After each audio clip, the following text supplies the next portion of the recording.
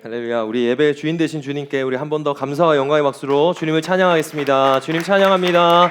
주님을 예배합니다. 호흡 있는 모든 만물들은 주만 찬양할지어다. 할렐루야. 우리의 찬양을 기뻐 받으시는 주님을 송축합니다. 할렐루야. 아멘. 우리를 죽기까지 사랑하신 주님을 찬양합니다. 아멘. 아멘. 여러분의 고백과 여러분들의 마음의 중심을 다 받으시는 주님이십니다. 할렐루야. 오늘 우리에게 주신 하나님의 말씀은 창세기 18장 20절부터 23절의 말씀입니다. 창세기 18장 20절부터 23절의 말씀. 4절의 말씀 저 한 절 여러분 한 절 이렇게 교독하도록 하겠습니다. 창세기 18장 20절부터 23절의 말씀입니다. 여호와께서 또 이르시되 소돔과 고모라에 대한 부르짖음이 크고 그 죄악이 심히 무거우니 내가 이제 내려가서 그 모든 행한 것이 과연 내게 들린 부르짖음과 같은지 그렇지 않은지 내가 보고 알려하노라. 그 사람들이 거기서 떠나 소돔으로 향하여 가고 아브라함은 여호와 앞에 그대로 섰더니 아브라함이 가까이 나가 이르되 주께서 의인을 악인과 함께 멸하라 하시느니까. 주님이 주신 말씀입니다. 주님께 감사드립니다. 아멘, 아멘. 우리 마이가 시리즈 계속해서 말씀 듣고 있습니다. 오늘은 마이가 시리즈 창세기 그리고 창세기 가운데서 아브라함을 조명하면서 하나님께서 저와 여러분에게 말씀하시는 하나님의 말씀을 계속 쫓고 듣고 따르고 있습니다. 오늘은 마이가 시리즈 9번째 시간입니다. 창세기 18장 말씀인데요. 오늘 설교 제목도 다 같이 한번 읽어보도록 합시다. 시작. 하나님 변호인 아브라함. 네, 재판장 하나님, 변호인 아브라함. 저한테 계속 오늘 왜 정장을 입었냐고 오랜만에 정장을 입었더니 그랬더니 컨셉이 맞지 않습니까? 이제 하나님 앞에 재판장이신 하나님 앞에 나가는데 제가 또 너무 캐주얼하게 입을 수 없어가지고 또 옷으로 또 예배를 했습니다. 계속해서 물어보시길래 여러분한테 말씀드려요. 저 정장 많아요. 정장 잘 어울리죠? 네. 그래. 너무 오랜만에 입어갖고 여러분들이 예뻐해 주셔서 너무 감사합니다. 오늘은 재판장 하나님 그리고 변호인 아브라함 마치 이렇게 법정에 있는 것처럼 오늘 본문이요 정말로 법정에 있는 것처럼의 대화가 이루어져요. 그래서 하나님 앞에 묵상하면서 설교 제목 이렇게 잡고 우리 하나님 말씀을 듣고자 합니다. 조금 되뇌어 보면요 하나님께서 우리 아브라함을 계속 찾아오십니다. 그렇죠? 또 찾아오시고 또 말씀하시고 또 다시 재조정해 주셔서 바른 길을 가게 하십니다. 아브라함이 될 수 있도록 하나님께서는 처음 약속하신 대로 계속해서 그의 걸음을 인도하시죠. 그 아브라함의 하나님은 바로 우리의 하나님인 줄 믿습니다. 우리가 어떻든 우리가 또 실수하던 그것을 책임지시고 또 이루어 가시는 분은 우리 하나님 뿐입니다. 할렐루야. 아멘. 그 하나님 때문에 우리는 아브라함을 통해서 나를 발견하고 나를 발견하면서 소망할 수 있음은 하나님 덕분이고 오직 하나님 때문인 줄 믿습니다. 근데도 아브라함은 하나님의 신뢰를 기다리지 못해서 하나님의 약속을 기다리지 못해서 하갈이라는 자기의 동아줄을 잡고 그리고 그거로 말미암아서 아이를 낳죠. 아이가 하도 안 생기니까 이스마엘이라는 그 아이를 낳고는 대체합니다. 하나님의 약속을 대체하고 가짜 신앙, 가짜 믿음, 가짜 행복을 가지고 살아요. 그 가짜 믿음을 가지고 살면서도 텁텁한 마음은 그대로지만 이스마엘이나 그냥 우리 잘 먹고 잘 살게 해주십시오라는 그 정도의 하나님의 스케일과는 전혀 무관한 그 정도의 삶을 살기 시작하죠. 그렇게 그 이스마엘과 함께 했던 시간 자기들이 스스로 만들었던 시간 가운데서 하나님께서는 어떻게 하냐면요 약 13년간 하나님이 아브라함과 사라 그리고 그의 종족들에게 침묵하시죠. 하나님 나타나지 않으세요. 하갈이라는 여종에게 나타났지만 족장인 아브라함에게는 한마디도 안 하기를 무려 13년을 아무 말도 안 하십니다. 그렇게 17장에서 18장에 넘어갈 때 한 절이 넘어갈 때 13년이 아무것도 없이 그냥 스킵돼 버리죠. 그렇게 그 스킵된 이후에 하나님께서는 그에게 믿음을 다시 의롭다고 하시면서 할례를 행하라. 너 나 앞에서 완전하라. 다시 말해서 나를 완전히 신뢰하라. 하나님은 전능자니까 의심치 말라. 나는 말만 하는 자가 아니야. 나는 헛말하는 자가 아니야. 나는 거짓말하는 자가 아니고 나는 아직 하늘 보좌 위에서 그냥 앉아서 아무것도 안 하고 너희를 관람하는 자가 아니라 내가 너에게 왔고 너와 함께하며 널 그렇게 만들어가는 길이란다 라는 것을 하나님께서 말씀하셨어요. 이 말씀을 믿으시길 저와 여러분이 되시길 예수님을 축복합니다. 하나님께서는 전능하신 올마이티 가시세요. 모든 것을 하실 수 있고요, 죽은 자를 살리실 수 있고요, 하나님께서는 능치 못함이 없으신 분이십니다. 할렐루야. 그 하나님은요, 아브라함의 하나님뿐만 아니라 저의 하나님, 여러분의 하나님이 되어야 하며 여러분의 하나님이십니다. 할렐루야. 아멘. 그 하나님과 함께 나아가는데요, 오늘 창세기 18장에 보면요, 하나님이 처음으로 구약의 예수님으로 나타나는 장면이라고 생각하시면 돼요. 말씀 한번 읽어볼게요. 1, 2절인데요. 읽습니다. 시작. 여호와께서 만물에 상수리 나무들이 있는 곳에서 아브라함에게 나타나시니라. 날이 뜨거울 때에 그가 장막문에 앉아 있다가 눈을 들어 본즉 사람 셋이 맞은편에 서 있는지라. 그가 그들을 보자 곧 장막 문에서 달려나가 영접하며 몸을 땅에 굽혀. 네, 한낮이 뜨거울 때, 즉 사람들이 아무데도 다니지 않는 때였어요. 이때는. 근데 그때 사람 몇 명이 나왔습니까? 3명이 나왔는데 아브라함이 이들을 극진히 대접합니다. 뭔가 모를 깨달음이 있었던 것 같아요. 그래서 떡을 약 300인분을 준비해요. 3명이 왔는데 300인분. 왜냐하면 그 아브라함이 데리고 있던 크루가 이미 300명이 넘었어요. 그만큼 하나님께서 흥왕하게 해주셨고 건강하게 해주셨습니다. 그러니까 이분들이 외지에 손님이 왔을 때 이들의 문화는 당연히 손님을 대접하는 그 문화가 있었어요. 그게 예의고 그게 당연한 것이었습니다. 그런데 어느 정도 할 수 있었던 건데 극진히 대접합니다. 잔치를 열었다는 거예요. 300인분이 넘는 떡과 그리고 송아지를, 아주 좋은 송아지를 잡고요, 버터와 우유를 해서 손님을 대접합니다. 왜 그랬냐라고 하면 보통 손님이 아니라는 것을 아브라함은 알았던 것 같아요. 보통 손님, 그냥 늘 지나다니는 그 가운데서 한낮에 어떤 곳을 지나다니는 손님이 아니라는 것을 알았어요. 저는 그것을 어디서 발견할 수 있었냐면요, 9절 말씀에서 발견하였습니다. 읽어보겠습니다. 시작. 아브라함에게 이르되 내 아내 사라가 어디 있느냐. 대답하되 장막에 있나이다. 세 사람 중에 센터에 계신 분이요, 뭐라고 물어봤어요? 사라가 어디 있냐고 물어봤어요. 왜 이게 하나님이라고 알 수 있었을까요? 이름이 그 전에 바뀌었어요. 아브라함은요 꽤나 유명했습니다. 여러분도 아시겠지만 5개의 연합군이랑 싸워서 이겼어요, 졌어요? 이겼죠. 그돌라오멜이랑 연합했던 그러니까 모든 사람들이 아브라함을 다 알고 있었어요. 물론 아이가 없다는 것도 알고 있었겠죠. 그리고 아내가 사레라는 걸 알고 있었어요. 근데 아브라함을 아브라함이라 바꾼 것, 사레를 사라로 바꾸신 분은 누구세요? 맞아요. 그 하나님만이 알았던, 물론 소문이 났을 수도 있겠지만 외지에서 오신 분이에요. 그 외지에서 오신 분이 오자마자 내 아내 사라는 어디 있냐라고 묻었어요. 이게 무슨 말일까라고 하는 그 느낌과 이분이 그냥 보통 분은 아니라는 것을 느끼고 있어요. 그리고 읽는 독자들, 우리에게 이분이 하나님인데 아직 신약에만 있었던 예수님께서 그림자처럼 지금 성자 예수님으로 나타났다고 여러분은 생각하시면 돼요. 지금 하나님께서는요, 구약에는요, 여러분 예수님이 없었던 게 아닙니다. 없었던 게 아니라 나타나지 않았을 뿐이에요. 근데 구약에도 예수님은 계셨어요. 어디 짱 박혀 있었던 게 아니에요.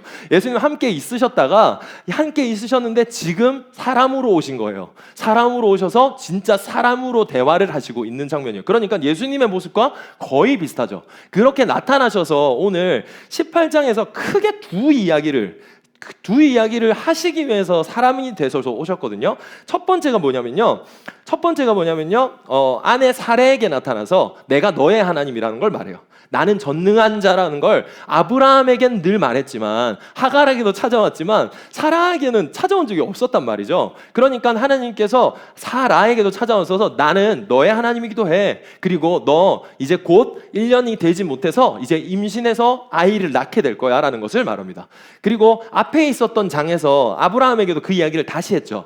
언약을 재갱신했습니다. 그렇게 하고 나서 이 장이 넘어갔을 때 기간이 별로 되지 않아요. 이때는. 왜냐하면 그 별로 되지 않았던 걸 어떻게 알 수 있냐면요, 이제 임신했다는 소식을 지금 또 듣고 약 10개월 이후에 이제 너가 아들 이삭을 낳을 거라는 걸 사라에게도 말한다는 거예요. 그러니까 그 텀이 없습니다. 지금 99세에 나타났고 100세에 아이를 낳는단 말이죠. 1년이 되지 않는 그 사이에 아브라함에게 나타났던 하나님이 지금 다시 또 나타나셔서 사람의 모양으로 나타나셔서 그 소식을 사라에게 전하는 모습이 첫 번째 장면이에요. 그러니까 너도 나의 전능함을 믿고 의심치 말라. 물론 사라는 비웃어요.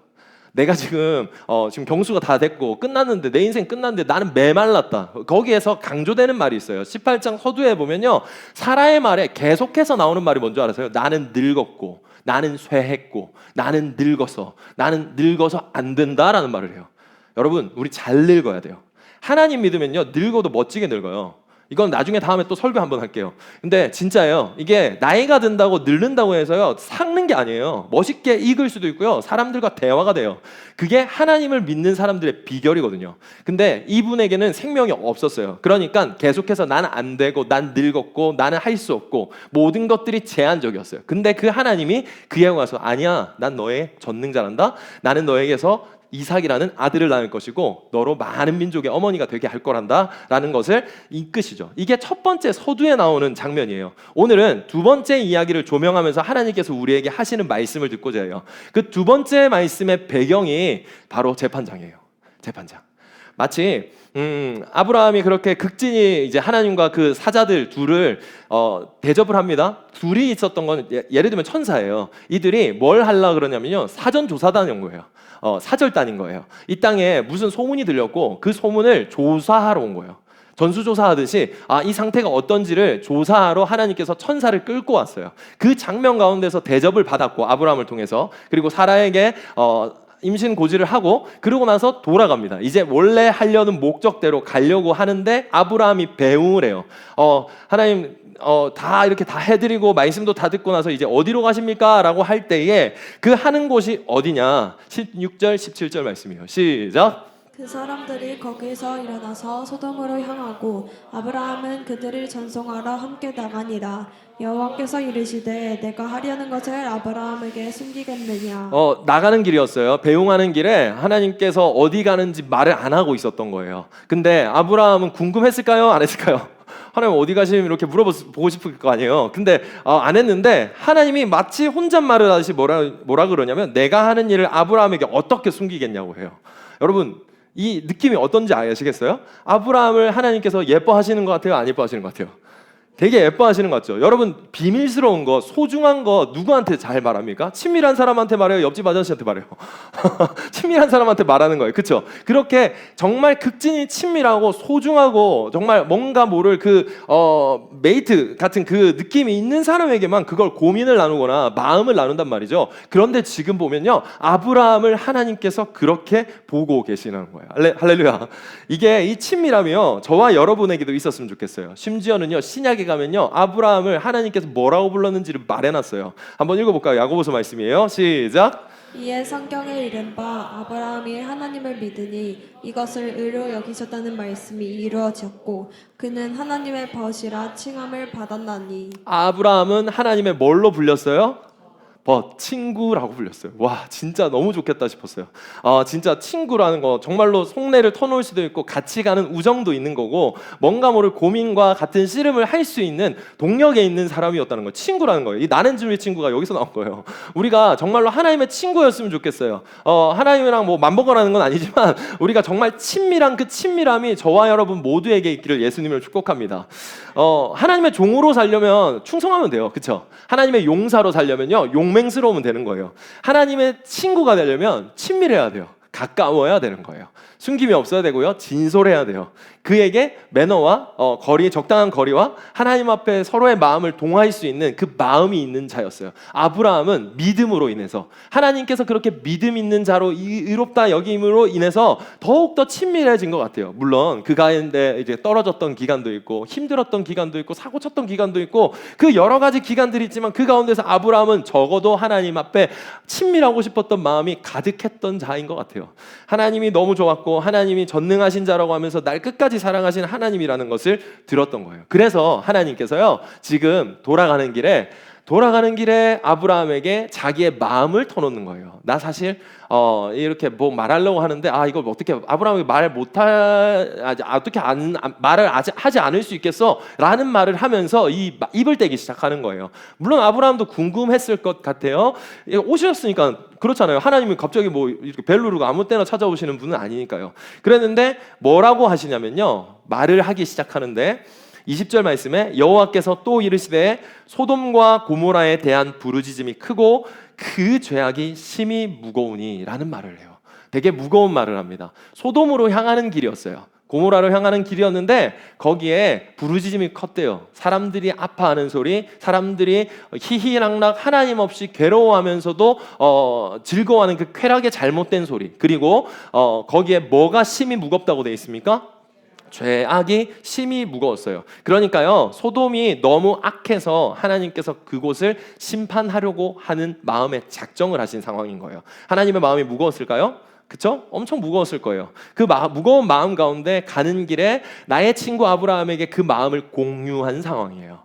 왜 공유했을지는 조금 더 이제 살펴봅시다. 소돔이 어떤 땅이었냐? 뭐 이런 게 가볍게 말하면 막 사람들이 동성애 때문에 망했다 이렇게 가볍게 말하지만 동성애 이상의 모든 죄악이 가득해요. 여러분 동성애도 죄고요, 담배 피우는 것도 죄고요.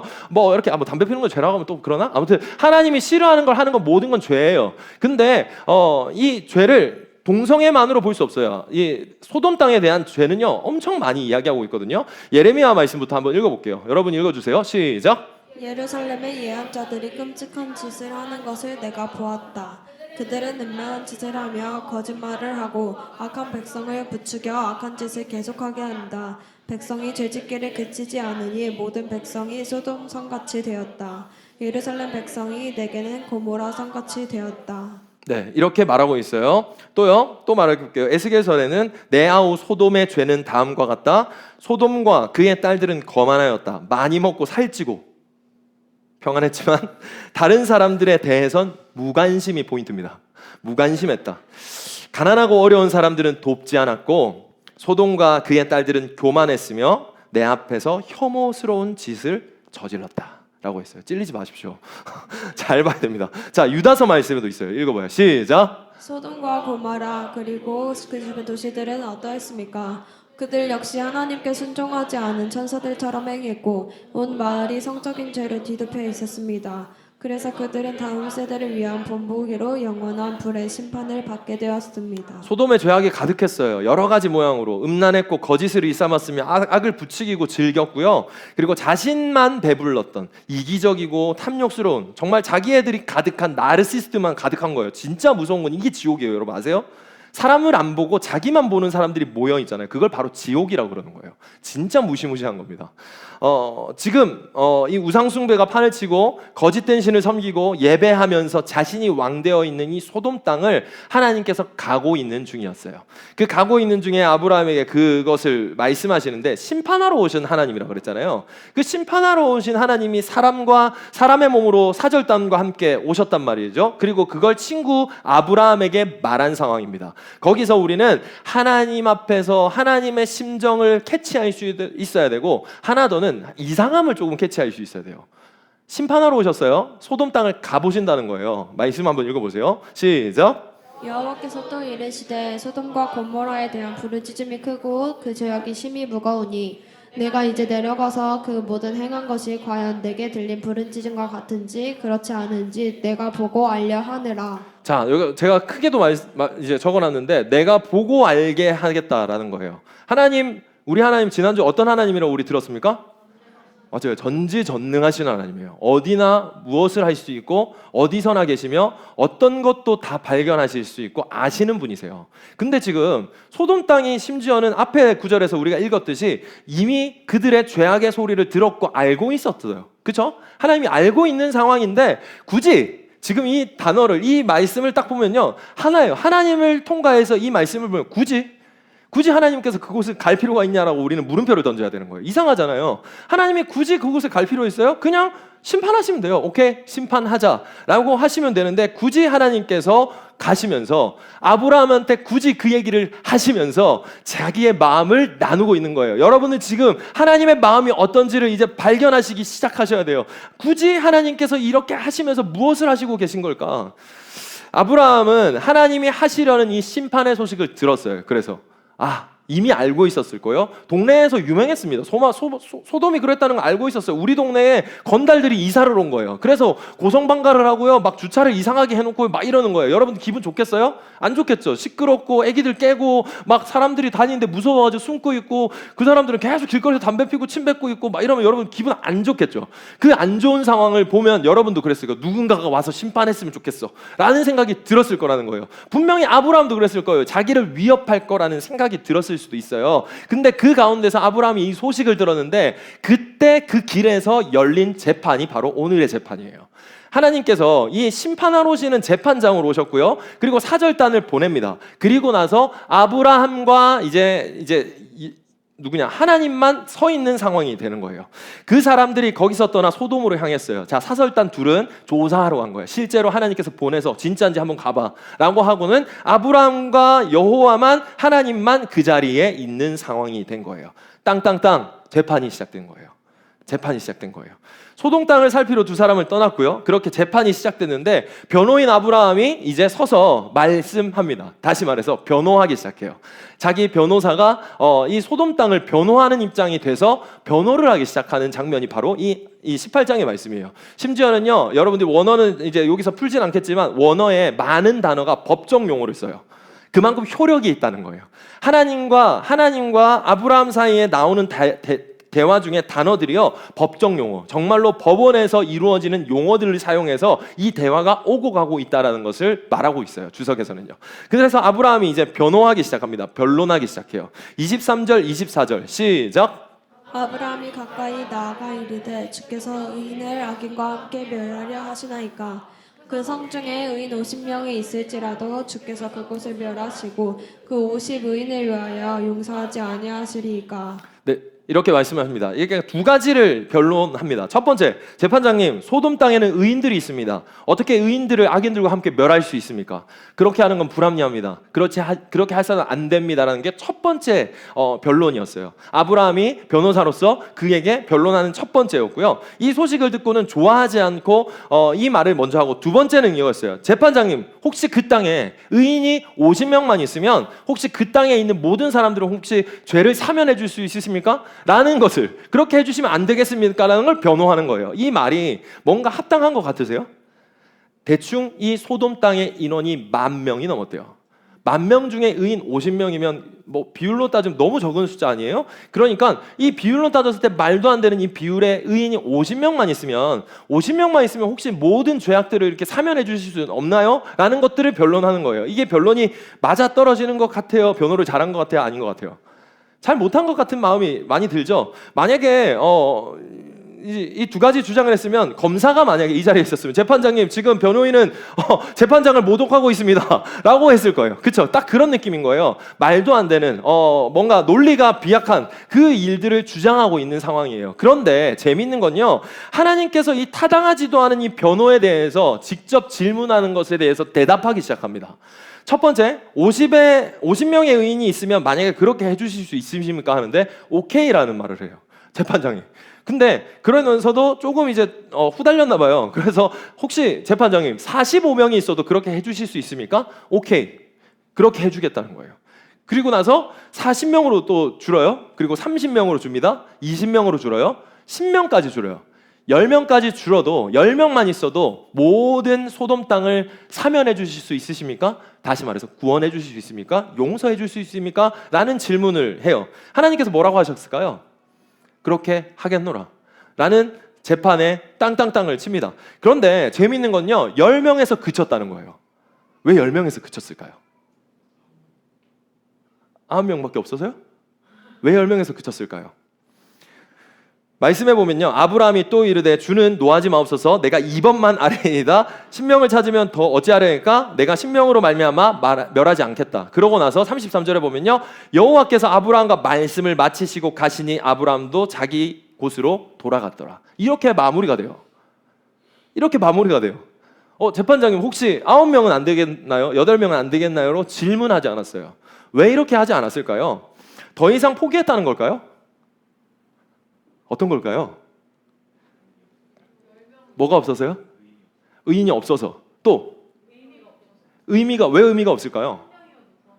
한 명이라도 구원해 주실 것 같아서. 비슷하게 말했어요. 월터 그루먼 신학자가 뭐라고 말했는지 보세요. 숫자에 관한 논의를 돌연히 중단된다. 첫째로 숫자 논의가 10명 선에서 중단되는 점은 놀라운 것이다. 만일 우리가 수학자처럼 생각한다면 꼭 10명이어야 하고 9명은 안 되냐는 물음을 던질 수 있다. 그러나 그렇게 하면 핵심을 놓치게 된다. 하나님의 대화가 중단된 것은 의로운 자들이 의가 악인을 이길 수 있다는 핵심적인 사실이 확립되었기 때문이다. 이제 더 이상 숫자를 가지고 이야기할 필요가 없어진 것이다. 레이가 말한 거랑 비슷하죠? 한 명까지 해도 하나님께서 그렇게 할 거라는 깨달음이 아브라함이 질문하고 변호하면서 알기 시작한 거예요. 이게 복음이구나. 복음은 이런 거구나. 10명이든 100명이든 1000명이든 10,000명이든 상관없이 하나님께서는 숫자와 관련 없이 우리에게 그렇게 은혜를 주시기 원하는구나. 아브라함이 그래서 말을 그친 거예요. 더 이상 질문할 이유가 없겠구나. 그리고 동시에 또 생각했을 거예요. 의인이 없는 것 같다. 소돔 땅에 의인이 없을 수도 있겠다 라는 마음이 들었던 거예요. 여러분, 이 대화 속에서 여러분은 하나님의 마음을 발견할 수 있어야 돼요. 그리고 그 하나님의 마음이 여러분의 마음이 되어야 해요. 하나님은 왜 굳이 이 땅에 오셔가지고 그 소돔 땅을 가려 했고 아브라함에게 자기의 고민과 마음을 나눈 걸까요? 하나님께서는요, 심판하고 싶은 마음이 없는 거예요. 소돔 땅을 심판하고 싶지 않은 거예요. 그 소리가 들렸고 나의 자녀임에도 이들이 죄악된 길에서 허물고 있는 그들이 아픈 거예요. 그 아픈 고민을 둘러둘러 말하고 있고 누군가가 정말 아브라함처럼 가운데 서서 변호할 사람이 있었으면 좋겠다 라는 마음이 가득했던 거예요. 시편 말씀 한번 읽어주세요. 시작.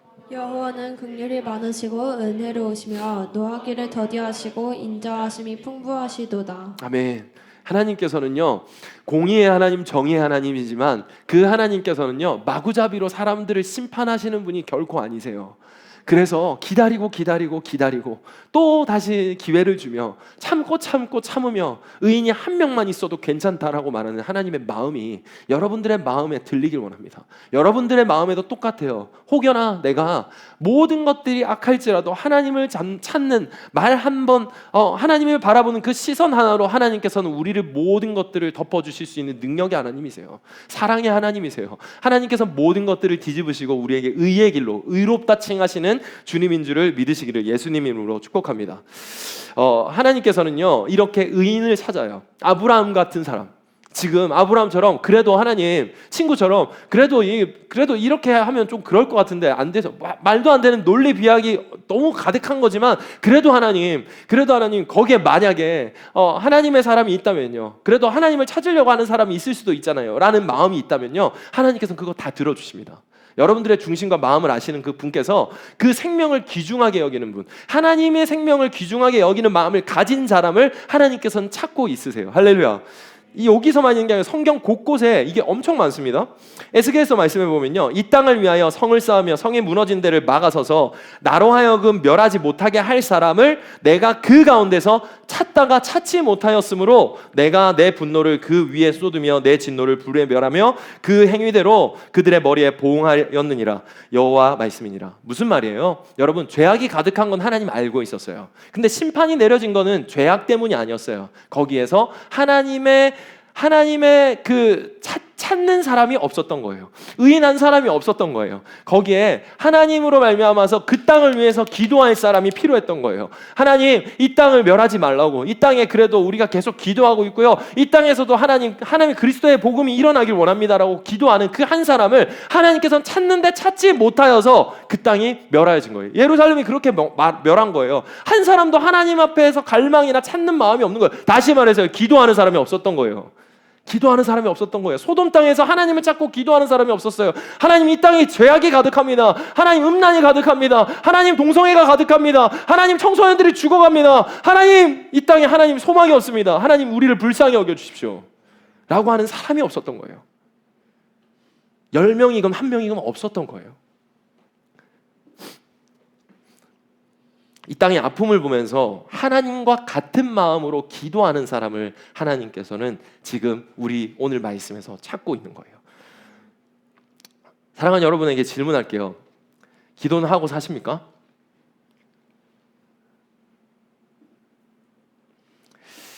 현실을 보면, 다시 말해서 소돔 땅을 보면요, 심판받아야 마땅하다고 생각할 거예요. 아까 말했지만 우리 동네에 정말 건달 형님들이 와서 산다고 생각해 보십시오. 마동석 같은 사람이 이사 와가지고 그들을 심판했으면 좋겠다는 마음이 들 거예요. 근데 아브라함은 하나님의 마음을 가진 사람이라서 현실을 본 게 아니라 하늘을 보면서 기도한 거예요. 하나님, 이들에게 예수가 필요합니다라고. 하나님, 이들에게 예수가 없습니다라고요. 여러분, 이 땅을 보면서, 여러분 주변 이웃을 보면서 나만 보지 말고요, 하늘을 바라보면서 세상의 지혜를 구하고 세상을 살아갈 지혜를 구하면서 기도할 수 있는 기도의 사람을 하나님께서는 찾고 있어요. 중보기도의 사람. 여러분, 기도해야 됩니다. 기도해야만 됩니다. 교회는요, 만민이 기도하는 집이라고 하나님께서는 우리에게 말씀해 주셨어요. 여러분, 기도하셔야 돼요. 기도하는 게, 기도해서 여러분들은 기도 응답, 다시 말해서 성공하는 게 아니라요, 기도하는 자체가 여러분한테 성공인 거예요.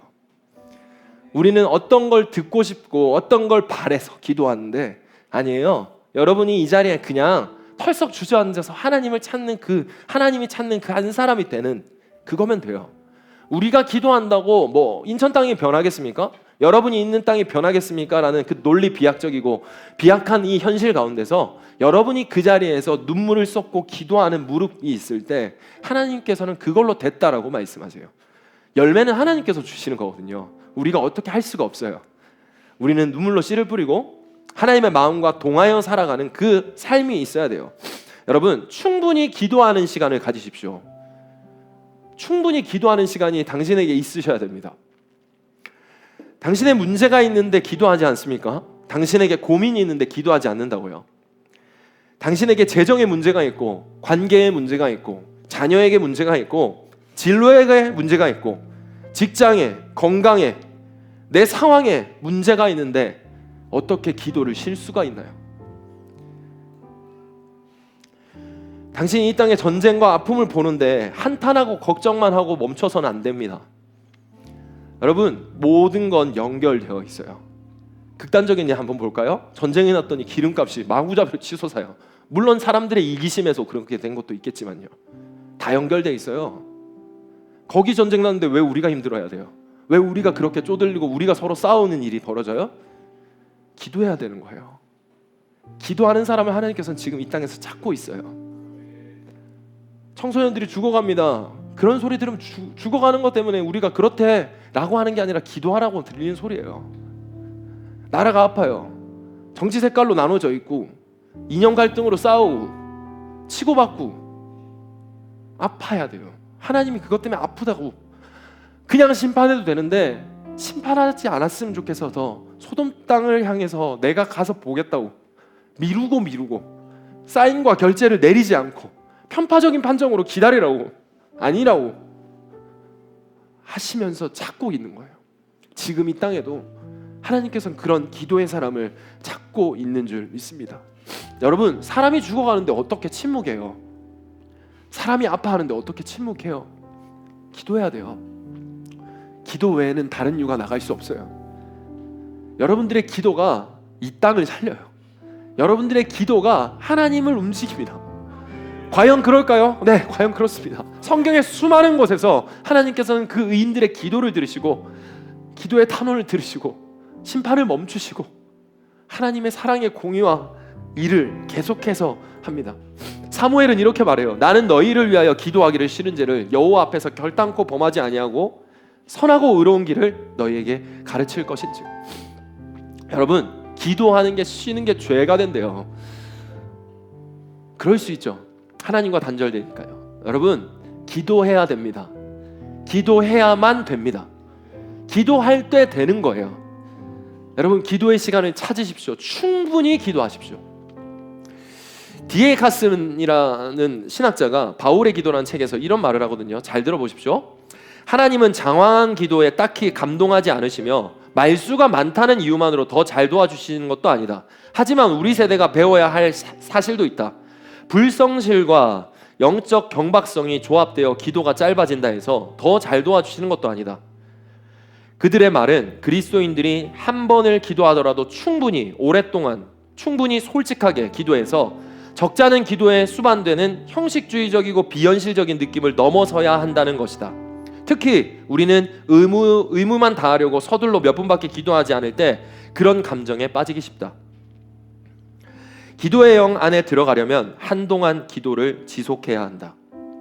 기도가 될 때까지 기도하면 우리는 하나님의 임재를 즐거워하고 그분의 사랑 안에서 안식하며 그분의 뜻을 소중하게 여기게 된다. 여러분, 여러분의 하루의 시간에 기도의 시간이 없다는 건 정말로 지극히 큰일 난 일이고 비정상적인 일입니다. 너무 바빠서 기도할 시간이 없다는 건 정상적인 거 아니에요.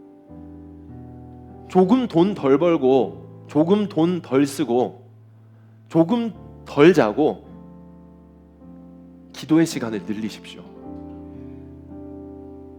조금만 덜 하면 돼요. 조금만 불편하면 하늘의 평안이 저와 여러분에게 임할 것입니다. 그리고 여러분들의 기도만 하지 마시고 이 땅을 바라보고 열방을 품고 있는 하나님의 마음을 가지고 기도할 수 있는 우리가 되시길 예수님이 축복합니다. 중보기도는요, 여러분 성도의 특권이자 의무예요. 그래서 성도의 특권 그리고 의무예요. 우리는 하나님을 아버지라 부를 수 있고 친구처럼 하나님 앞에 말할 수 있는 기도의 사람이에요. 그리고 그건 우리에게 주어진 의무이기도 합니다. 그러니 사랑하는 여러분, 여러분의 눈에 밟히는 마음에 내키지 않는 그 여러 가지의 가시찔림, 그걸 가지고 여러분은 기도를 놓지 않는 기도의 사람이 되시기를 예수님의 이름으로 축복합니다.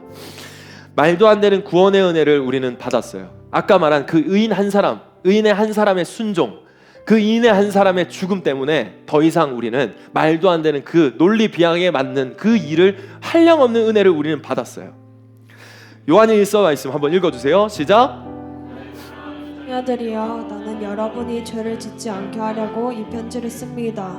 그러나 누군가가 죄를 짓는다 하더라도 우리에게는 우리를 도와주시는 예수 그리스도가 계십니다.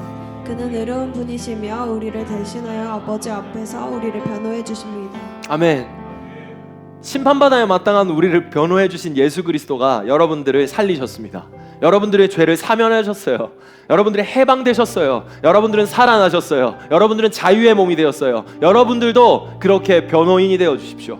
이 땅을 향한 의인이 되어주세요. 하나님, 이 땅을 불쌍히 여겨달라고, 이 땅에 아파하는 사람이 많다고, 예수가 필요하다고, 하나님의 마음으로 내가 기도한다고, 하나님의 마음이 있는 곳에 나도 있기 원한다고, 그렇게 우리가 받았던 그 사랑을 꼭 기억하고 우리가 그렇게 같이 기도할 수 있는 사람이 됐으면 좋겠어요.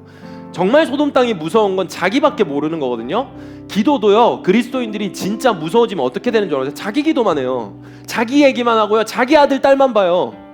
진짜 무서운 거예요. 여러분, 그 함정에 빠지지 마세요. 악한 마귀 사탄은요, 그것밖에 못 보게 해요. 그러나 여러분, 하나님께서요, 우리가 우리를 다스리지 않을 때 우리의 삶을 책임져 주시는 하나님이세요. 그러니 우리 계속해서 스스로 살려 하지 말고 하나님 앞에 모든 것들을 올려드릴 수 있는 기도가 끊이지 않는 우리 콜링처치 되시길 예수님 축복합니다. 마지막으로 하나님과 예수님의 대화를 만들어 놓은 신학자가 있어서요, 그 제가 가져왔는데요, 예수님께서 이미 아브라함을 보시면서 성자 예수님으로 오셨잖아요. 아브라함을 보시면서 어떤 마음이었을까 생각하면서 제가 고민하고 책도 읽고 막 이러다 보는데요, 그냥 자기 같다는 생각을 되게 많이 하셨을 것 같아요. 왜냐하면 하나님께서 예수님이랑 대화하면서 그런 얘기를 하셨을 것 같았거든요. 그러다가 책에서 우연히 발견한 하나님의 대화, 예수님과의 대화가 있어서 물론 이거는 만들어 놓은 거지만 성경을 기반으로 해서 만들어 놓은 거니까 한번 들어보십시오. 내 아들아, 여기 스스로 지극히 파멸하여 이제 내 공의 앞에서 드러나 있는 가련하고 비참한 영혼들이 있다. 공의가 이들에게 속죄를 요구하니 만일 이들이 속죄하지 않으면 공의가 이들을 영원히 멸망시킴으로써 직접 보응할 것이다. 이 영혼들을 어떻게 했으면 좋겠는가? 아버지여, 저들에 대한 그리고 저들을 위한 저의 사랑이 어느 정도인가 하면 저들이 영원히 멸망당하게 하기보다는 차라리 제가 저들의 보증인으로 저들을 담당하겠습니다. 아버지의 명세서를 다 가져오소서. 저들의 아버지께 무엇을 빚지고 있는지 제가 보겠나이다. 주여, 다 가져오소서. 차후에 계산할 것이 남지 않도록 이제 제 손에 요구하소서. 저들이 아버지의 진노를 겪게 하느니 차라리 제가 담당하겠습니다. 저에게 아버지여, 저들의 죄값을 물으소서. 내 아들아, 내가 저들을 떠맡을 경우 마지막 동전 한 입까지 갚아야 할 것이다. 감액 같은 것은 기대하지 말거라. 저들을 봐주려면 내 너를 봐줄 수가 없노라. 그리하겠나이다. 아버지여, 아버지께서 하시고자 하는 대로 하소서. 모든 책임을 저에게 물으소서.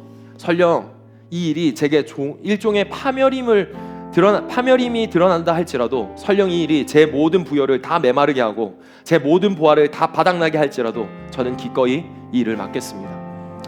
아브라함이 사절단에 있는 그 사람 하나님과 대화하시면서 자기를 봤을 거예요. 나의 마음과 같구나. 내가 했던 말을 너가 하고 있구나. 하나님은 지금 이런 사람을 찾아요. 하나님이 아파하고 하나님이 눈에 밟혀 있는 그곳, 아픈 새끼손가락 어떻게 할까? 이 전쟁 난 곳을 위해서 누가 나갈까? 누가 기도할까? 누가 내 마음과 같을까? 하나님께서는 지금도 오늘 2026년도를 살아가는 우리에게 내 마음과 같아다오, 변호인이 되어다오, 중보기도자가 되어다오 라고 말씀합니다. 기도는 파선당한 자에게 항구이며 물에 빠져가는 자에게 생명줄이며 넘어진 자에겐 지팡이며 가난한 자에겐 보석이며 병든 자에겐 의사가 되며 우리에게 축복의 길을 내며 환난의 구름을 헤쳐낸다. 믿으십니까? 여러분, 기도해야 됩니다. 여러분의 문제보다 크신 하나님 앞에 기도하십시다. 그리고 중보기도를 요청하세요. 제가 할 수 있는 건 기도예요. 기도밖에 없다는 말 하고 싶잖아요. 기도면 되거든요. 기도합시다. 기도합시다. 기도하면 됩니다. 기도해야 됩니다. 여러분의 시간에 기도를 놓치지 마십시오. 중보기도를 쉽게 설명할 것 하나만 하고 우리 같이 기도할 텐데요. 중보기도라는 거는요, 이런 거예요. 남을 위해서 기도하는 거잖아요. 근데 어떻게 해야 될지 모를 때가 참 많아요. 제가 어릴 때 코피가 되게 많이 났었어요. 기관지가 약해서. 한 7살 때 제 동생이 6살이었어요. 그때 집에서 같이 놀다가 아버지는 이제 출근하시고 엄마는 이제 옆인지 슈퍼마켓인지 어딜 갔다 온다고 이제 잠깐 나갔었습니다. 근데 저는 이제 코피가 밤에도 나고 해서 막 이불을 다 적시고 막 베개를 다 적시고 할 정도로 코피가 되게 심하게 나서 약도 먹고 이랬었거든요. 근데 그러다가 그날 엄마가 이제 잠깐 나가고 동생과 함께 있을 그때 갑자기 저에게 코피가 터진 거예요. 코피가 너무 많이 나서 저는 이제 코피가 잘 막히질 않았어요. 어떻게 해야 될지 모르겠는 거예요. 어리니까. 지금 나오미만하고 이제 우지만한 제가 뭘 할 수 있겠어요? 그냥 이렇게 수그려가지고 이게 막는데 안 막히니까 물로 닦는데 계속 안 되는 거예요. 그러니까 어린 마음에 무섭기도 하고 울음이 터졌겠죠? 막 울기 시작했어요. 그 울기 시작할 때 제 울음보다 더 큰 울음이 있었어요. 그 울음이 뭐였냐면 내 동생 준수의 울음이었어요. 준수가 막 크게 울기 시작했어요. 엄마를 부르면서 울기 시작했어요. 엄마가 빨리 왔으면 좋겠다고 그냥 울기 시작했어요. 준수가 할 수 있는 건 코피를 막는 일이 아니었어요. 그냥 우는 거였어요. 엄마 도와달라고, 옆집 이모한테 도와달라고 막 울기 시작했어요. 쩌렁쩌렁 울었어요. 그래서 후다닥 엄마가 어디선가 나타났어요. 여러분, 이게 중보기도예요. 아파하는 사람, 힘들어하는 사람, 그 사람을 위해서 하나님 앞에 우는 거예요. 도와달라고 그냥 우는 거예요. 뭘 어떻게 해주시라 저떻게 해주시라 하지 않아도 괜찮아요. 중보기도는 그런 거예요. 이 땅이 아파요. 하나님, 저 친구가 아파요. 저 친구한테 이런 문제가 있어요. 하나님, 하나님의 뜻대로 해주십시오. 그냥 우는 거예요. 이 사람을 붙잡고 이 문제를 붙잡고 그냥 우는 거예요. 아빠, 하나님, 전능하신 하나님, 하나님 해주세요. 하나님 도와주세요. 하나님 와주세요. 그게 중보기도예요. 여러분, 하실 수 있는 거잖아요. 내 안에 생명이 있다면 할 수 있어요. 죽어가는 사람인데 어떻게 가만히 이렇게 눈 번쩍 뜨고 보고 있을 수 있겠어요?